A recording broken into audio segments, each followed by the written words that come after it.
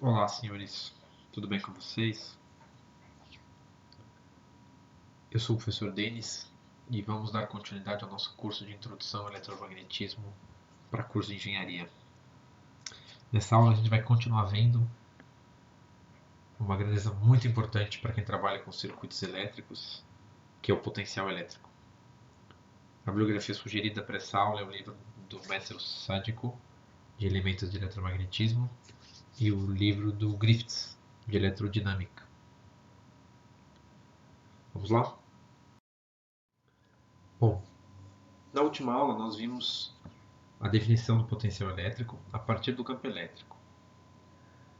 Nessa definição a gente viu que o potencial elétrico é uma grandeza escalar que vem da integral do campo elétrico ao longo de um caminho, certo? Esse caminho é definido então no seu ponto inicial A e no seu ponto final B, e o percurso desse caminho é dado pelo dl, que é um vetor. Como eu tenho aqui um produto escalar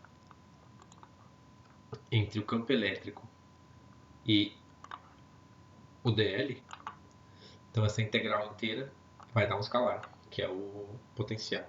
Tudo bem? Essa definição tem a ver com trabalho, só para recordar.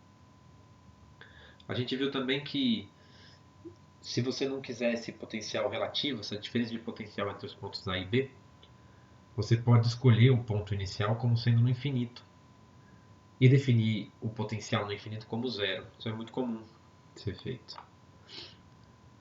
especialmente para problemas de eletrostática. E aí é claro que a integral fica dessa forma.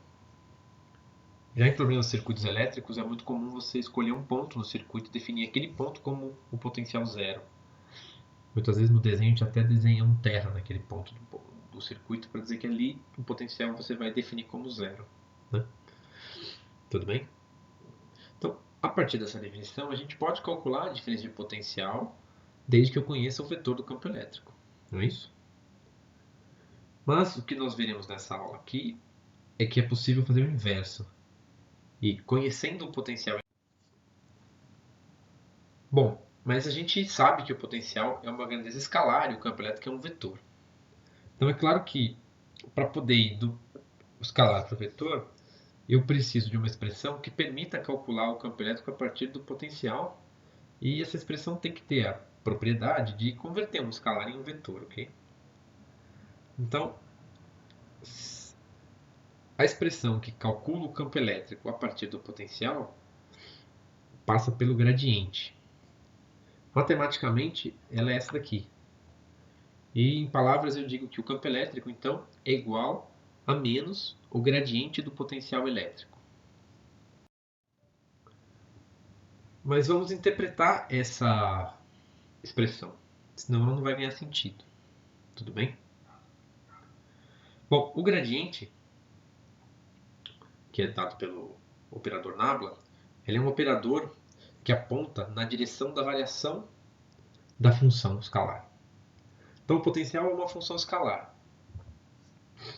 Se esse potencial variar em alguma direção, o gradiente vai mostrar essa variação, vai apontar nessa direção. E é nessa direção que o campo elétrico está, apenas com o sentido oposto dado pelo sinal menos. Certo? Então, o campo elétrico está na direção oposta à variação do potencial elétrico. Por exemplo, se o potencial elétrico aumenta apenas quando se desloca na direção x, então o campo elétrico será na direção menos a x. Tudo bem? Então, vamos pensar com calma. Se o potencial é constante, independente do y e independente do z, mas na direção x ele aumenta. À medida que o x vai crescendo, o potencial elétrico vai ficando cada vez maior. Então, ao calcular o gradiente, eu vou ter que o campo elétrico aponta na direção menos AX, na direção menos X.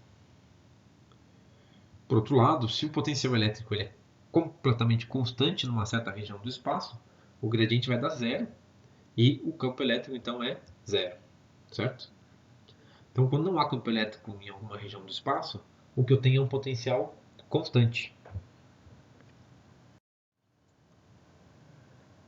Bom, Antes de a gente poder resolver um exemplo para mostrar como essa expressão, no fundo, é simples de se utilizar, mas não adianta saber calcular, você tem que conseguir interpretar o resultado. Vale registrar que é mais fácil escrever o potencial elétrico nas coordenadas convenientes, dependendo de como ele varia. Então, não necessariamente vai ser em coordenadas cartesianas que o potencial elétrico vai estar escrito, ok? Mas não há problema nenhum nisso. Se o potencial elétrico estiver em coordenadas cartesianas, eu vou usar o operador nabla em coordenadas cartesianas. Ele está aqui, ó.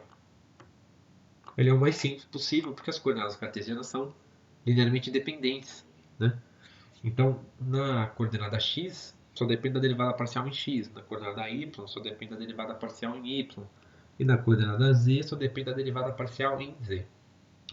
Mas se o problema implicar num potencial elétrico em coordenadas cilíndricas, tudo bem.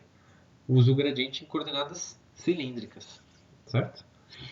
O raio da coordenada cilíndrica é o ρ, então a coordenada ρ é só uma derivada parcial em ρ, mas a coordenada em θ do ângulo da coordenada cilíndrica vai ter uma dependência com ρ aqui, tudo bem? E em z é z como na coordenada cartesiana. Se for em coordenada esférica, então vocês lembram que em coordenadas esféricas eu tenho um raio e dois ângulos, né?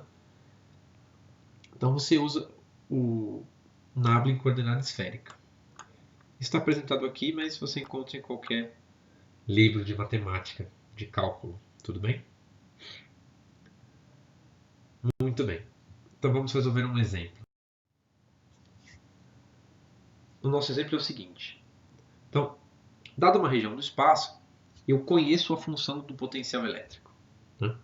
A função do potencial nesse caso está em coordenadas cartesianas e vale 4 vezes x mais 2 vezes y vezes z em volts, né?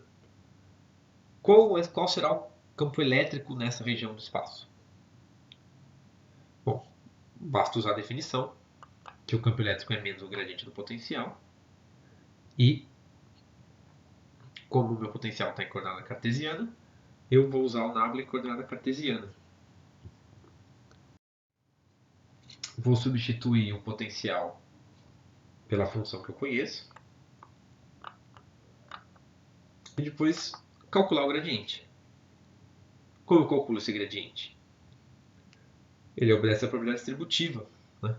Então eu aplico esse primeiro vetor sobre a função. O que eu vou ter é a derivada parcial do potencial em relação a x na direção a x. Depois eu aplico esse segundo termo sobre a função inteira. Eu vou ter a derivada parcial do potencial em função de y na direção a y. E por fim, eu aplico o terceiro termo sobre a função inteira. E o que eu vou ter é a derivada parcial do potencial em z na direção a z. Agora o que eu preciso fazer é essas derivadas, certo?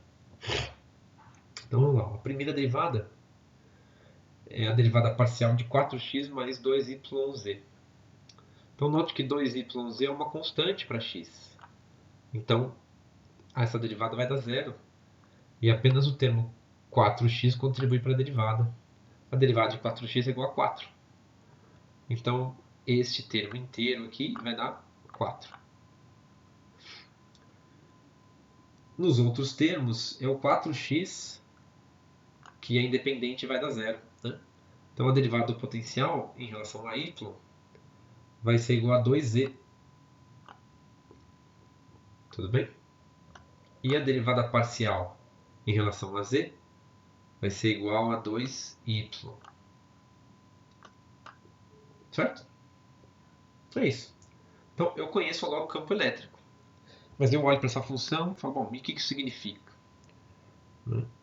Isso significa que o campo elétrico ele é constante na direção x, mas ele existe, não é nulo. Então existe um campo elétrico na direção x, mas o mais importante é que ele varia nas outras direções, né? Então o campo elétrico que aponta na direção y varia de acordo com a coordenada z em que você está medindo esse campo elétrico, né? Então se você estiver, por exemplo, na origem, vai dar zero, né? Porque o z é zero. Mas à medida que o z for aumentando, a intensidade da projeção do vetor do campo elétrico na direção y vai aumentando. Isso vale também para o z, ok? Então ele varia na direção z de acordo com a posição em y. Certo? Esse é um campo hipotético, mas depois a gente vai usar essa expressão para campos mais realistas. E num outro momento. Bom, então, enfim, dado o exemplo, agora eu gostaria de deixar para vocês alguns exercícios para que vocês pratiquem o cálculo do campo elétrico a partir do potencial. No fundo, é um exercício com 4 itens. 2 desses itens são funções escalares em coordenadas cartesianas. O item C é uma função escalar em coordenada cilíndrica. E o item D é uma função escalar em coordenada esférica. Ok? Procurem fazer.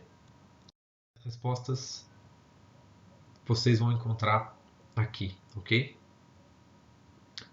Então procurem fazer com calma e depois confiram as respostas. É isso. Esta é a segunda parte da aula de potencial elétrico. Espero que vocês tenham entendido. Bons estudos e até mais.